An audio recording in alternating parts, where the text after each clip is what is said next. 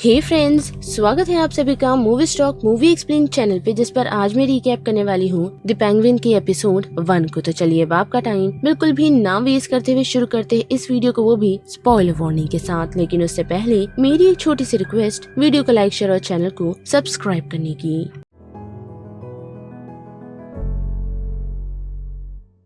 Hey guys, तो जैसे कि आप सभी ऑलरेडी थंबनेल देख चुके हैं और नाम भी, जिसमें आज हम बात करने वाले हैं पेंगुइन की, जो फाइनली आ चुका है, यानी कि द बैटमैन का स्पिन ऑफ सीरीज आ चुकी है, जिसमें सेंटर ऑफ अटेंशन और कोई नहीं बल्कि पेंगुइन है, क्योंकि उसकी जर्नी डेफिनेटली दिखाना काफी इम्पोर्टेंट है कि किस तरह उसने एक गैंगस्टर बनना चुना, जो वो था तो, लेकिन फिर भी उसे बॉस बनना था, जिसकी शुरुआत ही हमें द बैटमैन की इवेंट के लास्ट सीन से दिखाई जाती है, जहां हम देख पाते हैं कि न्यूज रिपोर्टर्स हमें रिकैप प्रोवाइड कर रहे हैं, वो भी मूवी के एंड का, साथ ही गौतम के क्राइम बॉस कार्मिन फैल्कन की डेथ के बारे में भी। पर उसकी जगह अब उसके बेटे एल्बर्टो फैल्कॉन ने ले चुकी है, और वही हमें ऑज दिखाया जाता है, यानी कि पेंगुइन, जो अपने आइसबर्ग लॉज में आ पहुंचा है, जहां पहुंचते ही उसने सेफ को ओपन किया है ताकि वो उसके अंदर रखे हुए सामानों और कुछ डॉक्यूमेंट्स की मदद से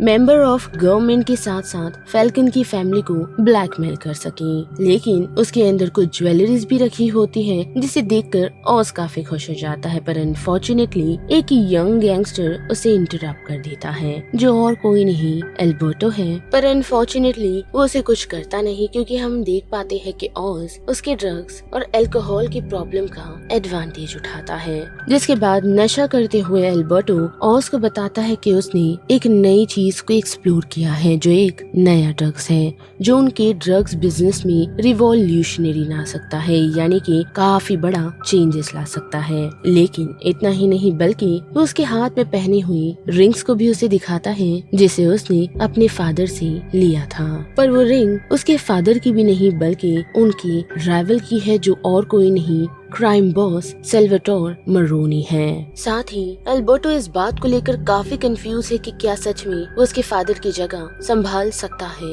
या नहीं, जिसके जवाब में ऑज उसे बताता है कि जरूर क्यों नहीं, और साथ ही उसे उसके बचपन की एक स्टोरी सुनाता है, वो भी रेक्स नामक एक गुंडे की, जो सभी लोगों के साथ काफी नरमी से पेश आता था और उन लोगों की हेल्प भी करता था। पर अनफॉर्चुनेटली हार्ट अटैक के कारण उसकी मौत हो गई, जिस वजह से सभी लोग ने उसके नाम पर परेड भी निकाली, जो सुनकर अल्बर्टो चिढ़ जाता है और उसे लगता है कि उसकी जगह वो लेना चाहता है। लेकिन फिर उसे मॉक करने लगता है और उसका मजाक भी उड़ाने लगता है, जिससे चिढ़कर ऑज अल्बर्टो को शूट कर देता है। पर फिर उसे याद आता है कि वो मुसीबत में पड़ चुका है, जिसके बाद वो बॉडी को ठिकाने लगाने का डिसीजन बना लेता है, लेकिन नोटिस कर पाता है कि कुछ टीनेजर्स उसकी गाड़ी से कुछ चुरा रहे होते हैं, जिन्हें वो शूट कर उस जगह से भगाता है। लेकिन एक लड़का जिसका नाम विक्टर है, वो वही रुक जाता है, साथ ही उसे बोलने में थोड़ी प्रॉब्लम है, यानी कि वो थोड़ा हकलाता है, जिसे ऑज अपने साथ रिक्रूट कर लेता है, वो भी उसे थ्रेट करते हुए।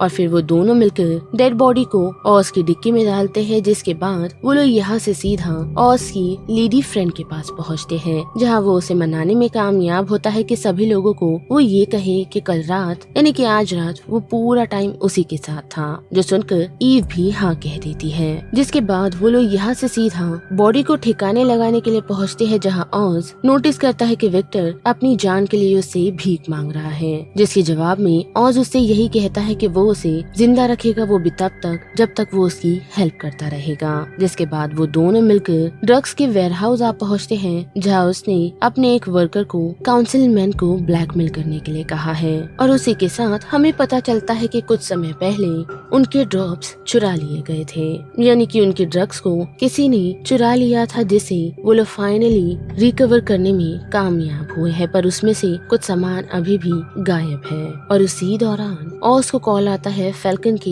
हाउस होल्ड से, जिनका कॉल सुनते ही वो काफी डरा हुआ होता है और विक्टर के साथ उन लोगों के घर निकलता है, जहाँ पहुँचते ही उसे पता चलता है कि उन लोगों ने उसे उसका ड्रग्स का बिजनेस बंद करने के लिए कहा है, क्योंकि पुलिस उनके पीछे है, साथ ही फ्लड में उनके कुछ सामान डैमेज हो चुके हैं। और वही हम देख देख पाते हैं कि पेंगुइन फिर से पेंगुइन बन चुका है ताकि वो उन्हें एक ऑफर दे और ये सारी चीजें फिक्स कर सके। जो ऑफर उसका यही है कि एक शिपमेंट पहुंचने वाला है जिसके अंदर ऐसे ड्रग्स हैं जो इन ड्रग्स के सारे गेमों को चेंज कर सकता है। जिन बातों से हमें क्लियरली ये रियलाइज हो जाता है कि उसने अल्बर्टो के आइडियाज को चुरा लिया है, वो भी खुद का क्लेम करते हुए। और जब वो ये सारी बातें कर रहा होता है तो हम देख पाते हैं कि सोफिया फैल्कन यानी कि कार्मीन की डॉटर पीछे ही खड़े रहकर ये सारी बातें सुन रही थी जो रिसेंटली आर्खम असाइलम से रिलीज होकर आई है। जिसके बाद वो ऑस से अल्बर्टो की डिसअपीयरेंस के बारे में पूछती है और उसी के जवाब में ऑस कहता है कि उसे पता नहीं। साथ ही वो उसे अपने साथ डिनर पे ले जाती है जहाँ रेस्टोरेंट में हम देख पाते हैं कि सोफिया काफी अजीब तरीके से खा रही है, जिसके साथ साथ आसपास बैठे हुए लोग उससे अभी भी डरे हुए हैं क्योंकि सोफिया को सभी लोग एक सीरियल किलर के नाम से जानते हैं जो कि द हैंगमैन है। पर इतना ही नहीं बल्कि सोफिया उसे बताती है कि अल्बर्टो ने उसे बताया था कि वो आइसबर्ग लॉज जा रहा है जहां वो ऑस को इन प्लान्स के बारे में बताएगा ताकि वो लोग अपने ड्रग्स के प्लान को कामयाब कर सके। पर वो इस बात से काफी सरप्राइज है कि ऑस को उसके प्लान के बारे में कैसे पता चला, जिसके जवाब में ऑस उसे कहता है कि अल्बर्टो ने उसे इस आइडिया के बारे में इन्फॉर्म किया था। पर उसके बाद उसे पता नहीं कि अल्बर्टो कहाँ गया। अगर चाहे सोफिया उसके बारे में कल रात की इन्फॉर्मेशन उसके लॉज और कहीं से भी ले सकती है। और फिर वहाँ से निकलते ही वो विक्टर के साथ अपनी मॉम के घर पहुँच उन्हें ज्वेलरी देता है जिससे वो काफी खुश हो जाती है और साथ ही अपनी मॉम को वो ये भी बताता है कि उसने अल्बर्टो को शूट कर दिया, जो सुनकर उसकी मॉम उस पर काफी प्राउड है और उसे समझाती है कि ये सारी चीजें उसी के लिए बनी है, यानी कि वो उसे एनकरेज कर रही है कि वो आर्खम पर राज करे। जिसके बाद हम देख पाते हैं कि ऑस put the blame on me गाने सुनकर ये रियलाइज कर पाता है कि उसे क्या करना चाहिए, जिस वजह से वो उनके राइवल यानी कि क्राइम बॉस सल्वाटोर से मिलता है, वो भी जेल में, जहां वो उसे सर्विस ऑफर करने को तैयार है जबकि वो फैल्कन के लिए काम कर रहा है। पर ऑसवेल उसे कहता है कि फैल्कन फैमिली उनके ड्रग्स के बिजनेस को बंद करना चाहती है, जिस वजह से ही वो मरोनी को अपने साथ इस बिजनेस में शामिल करना चाहता है जिसकी मदद से वो सल्वाटोर को जिता सकता है। जिसके साथ साथ वो उसे अल्बर्टो की बॉडी से मिली हुई उसी रिंग को देकर वहाँ से चला जाता है, यही सोच में कि सल्वाटोर उसकी हेल्प करेगा।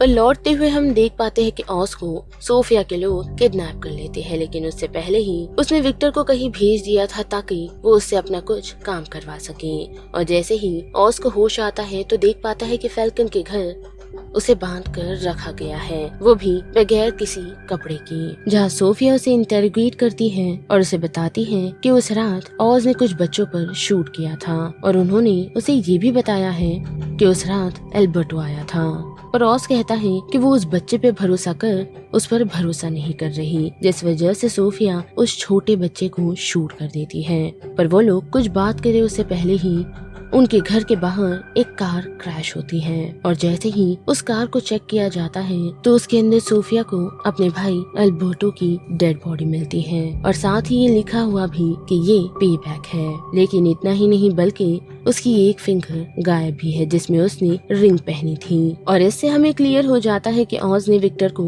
क्या काम दिया था जो वो करने में कामयाब हुआ है। जिसके बाद के हम देख पाते हैं कि वो लोग डेफिनेटली इस चीज का बदला लेना चाहेंगे और साथ ही ऑज को रिलीज कर दिया जाता है जो विक्टर से आकर मिलता है और वो दोनों अपनी जीत का जश्न मनाते हैं, जहाँ वो विक्टर को ये कहता है कि उसे अब पूरी सिटी चाहिए। तो बस इस वीडियो में इतना ही, जिस बारे में अब आप सभी की क्या राय बनती है उसे लेकर आप मुझे कमेंट सेक्शन में बता सकते हो। साथ ही वीडियो पसंद आई तो वीडियो को लाइक शेयर और चैनल को सब्सक्राइब करना मत भूलिएगा। बाकी मैं मिलूंगी आपसे फिर किसी मूवीज सीरीज की रिकैप के साथ। तब तक के लिए आप movie stock movie explain channel के बाकी वीडियोस को एंजॉय कीजिए। Till then bye.